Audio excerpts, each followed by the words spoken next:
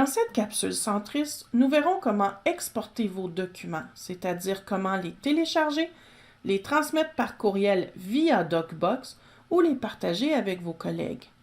Toutes ces fonctions sont disponibles à partir du menu d'options qui se trouve à la droite de chaque document individuel ou dans le panier lorsqu'on désire exporter plusieurs documents simultanément. Lorsque vous sélectionnez la fonction « Télécharger » pour un document individuel, c'est un fichier PDF qui sera téléchargé sur votre poste de travail. Toutefois, lorsque cette fonction est sélectionnée pour plusieurs documents, c'est un dossier zip qu'il faudra ouvrir sur votre poste de travail pour récupérer les documents qui se trouvent à l'intérieur. La fonction « Envoyer » vous permet de sélectionner entre le mode de transmission par courriel ou télécopieur. Puisque l'utilisation du télécopieur est devenue très peu fréquente, nous allons plutôt nous tourner vers le mode courriel DocBox qui a l'avantage de pouvoir être lié rapidement à un contact existant dans Instanet pour compléter les informations du destinataire. Qu'il s'agisse d'un client, d'un courtier, d'un spécialiste hypothécaire, d'un notaire ou autre.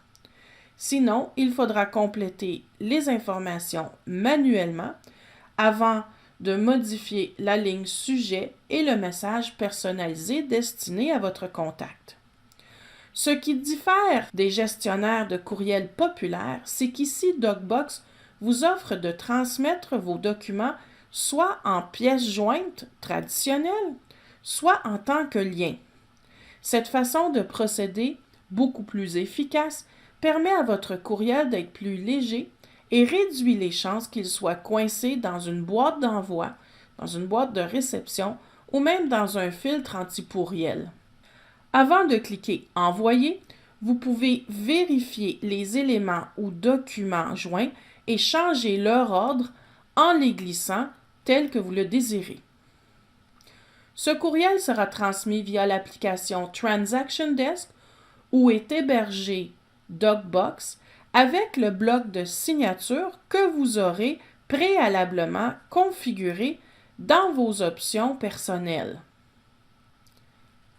Finalement, il est possible de partager un document en sélectionnant cette option.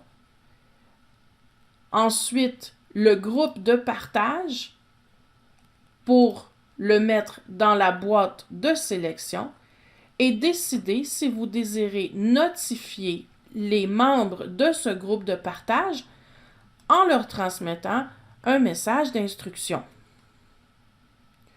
Toutefois, si vous désirez partager tous les documents et formulaires qui se rattachent à une transaction spécifique, vous devrez vous rendre dans le tableau de bord d'une transaction et à partir du menu d'options de cette transaction, choisir « Partager » et compléter l'opération de partage de la même façon. Comme complément d'information, nous vous invitons à visionner les capsules « Régler vos préférences personnelles et groupes de partage » que vous retrouverez répertoriées sous la formation Instanet Form de l'extranet